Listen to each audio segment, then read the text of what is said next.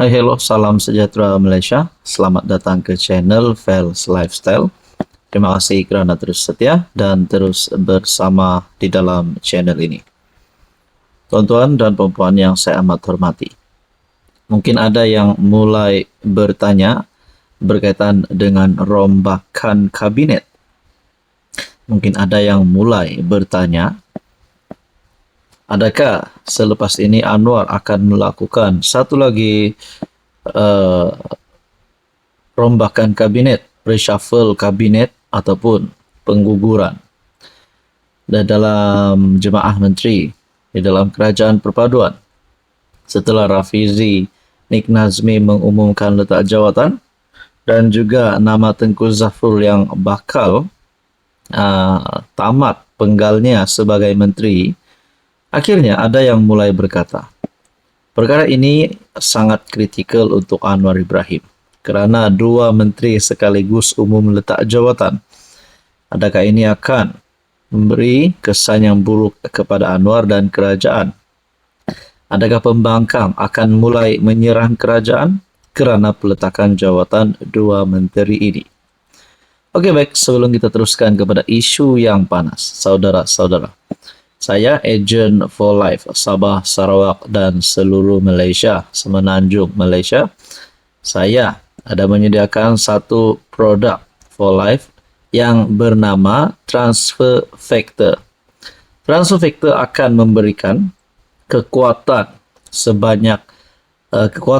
imun badan sebanyak 400%.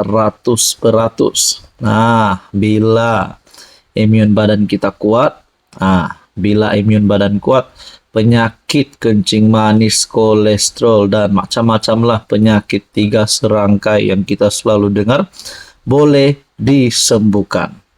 Jadi jangan tunggu-tunggu, jangan tangguh lagi. Sekiranya anda mempunyai penyakit sedemikian ataupun ingin mencegah, ingin menaikkan kekuatan imun badan sehingga 400%, jangan kasih lama. Sila WhatsApp sekarang. Saya sertakan nombor WhatsApp saya di sini. Anda boleh PM untuk info lanjut. Okey, baik, kita teruskan. Berkaitan dengan rombakan kabinet, 3 senario kerajaan Madani di persimpangan. Adakah ini boleh menyebabkan tumbangnya Anwar Ibrahim? Peletakan jawatan dua Menteri Kanan PKR, Rafizi dan Nik Nazmi, menyaksikan gabungan kerajaan Madani yang dipimpin PM Anwar berdepan saat kritikal menurut artikel ini. Ia antara menjaga kestabilan kabinet dan menangani dakwaan pembangkang bahawa kerajaan perpaduan semakin hilang arah serta kohesi politik. Ketika negara masih menghadam impak peletakan jawatan itu, situasi menjadi lebih rumit apabila Zafrul mengumumkan keluar dari UMNO namun terus kekal sebagai menteri dalam kabinet Anwar. Sumber dalaman pejabat PMO yang ditemui Malaysia Kini menyatakan bahawa masa depan Rafizi dan Nik Nazmi masih dalam peringkat perbincangan, dengan usaha sedang dijalankan untuk memujuk kedua-dua mereka supaya terus kekal. Kita kena lihat semula kenyataan pejabat Perdana Menteri. PM hanya meluluskan permohonan cuti Rafizi dan Nik Nazmi. Surat letak jawatan belum diluluskan. Apa yang saya boleh pastikan, masih terdapat usaha memujuk Rafizi dan Nik Nazmi. Maka ada peluang untuk mereka kembali. Jika kembali, maka tiada keperluan untuk rombakan kabinet. Saudara-saudara, anda rasa kalaulah ada rombakan kabinet, siapakah yang akan dipecat, siapa yang akan digugurkan, siapa yang akan dikekalkan? Sila komen di bawah. Hai hello, salam sejahtera Malaysia. Selamat datang ke channel Fels Lifestyle. Terima kasih kerana terus setia dan terus bersama di dalam channel ini. Baru-baru ini Atok ataupun Tun Mahathir ada buat satu lagi kenyataan berkaitan dengan payung besar.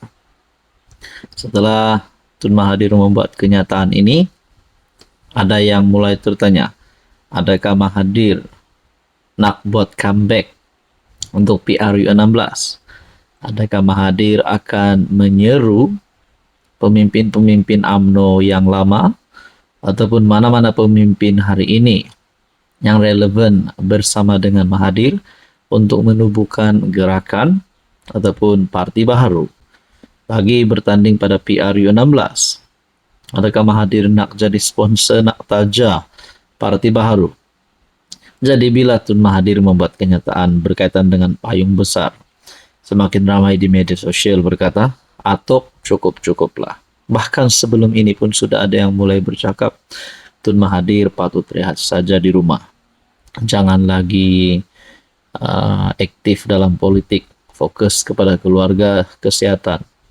Jadi, apa yang berlaku? Setelah ramai yang cakap Mahathir kritikal dalam keadaan politiknya, rupanya satu lagi berita duka cita untuk Tun Mahathir. Payung besar Tun Mahathir sudah lama koyak, kata Wan Fauzuldin. Oke, baik, sebelum kita teruskan, di sini saya kongsikan kepada Anda satu produk yang sangat baik.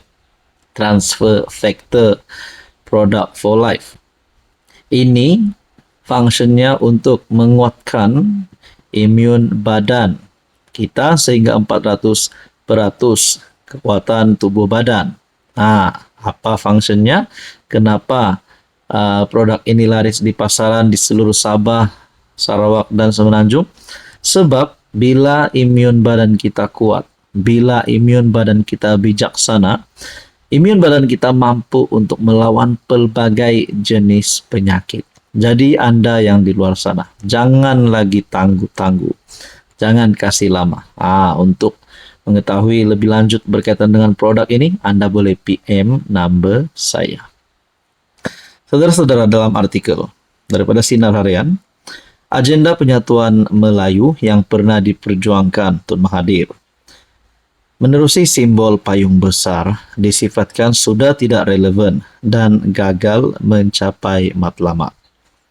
Ketua Cabang PKR Paya Besar Wan Samad berkata, kegagalan itu terbukti melalui sejarah pentadbiran Dr. Mahathir selama 22 tahun sebagai PM selain 22 bulan ketika kembali menerajui negara selepas PRU ke-14.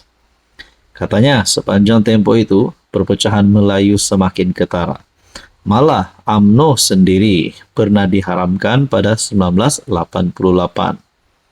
Sekaligus menyaksikan tertubuhnya Parti Melayu Semangat 46. Perpecahan Melayu bukan saja tidak dapat dibendung, malah semakin parah apabila Dr. Mahathir memecat Datuk Seri Anwar Ibrahim pada 1998 hingga mencetuskan era reformasi dan penubuhan PKR yang dikenali sebagai PKR. Dengan penubuhan Parti Keadilan Nasional yang kini kita kenali sebagai PKR.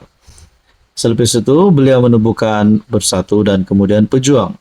Semua ini parti berteraskan Melayu, namun hanya menyumbang kepada perpecahan yang lebih teruk akibat kerakusan politik. Beliau turut mendakwah kemunculan semula Dr. Mahathir pada usia hampir 100 tahun hanya kerana bimbang dengan kedudukan diri dan keluarganya sekiranya kerajaan Madani di bawah pentadbiran Anwar terus mendapat sokongan rakyat. Berkaitan dengan kenyataan artikel ini, apa komen Anda?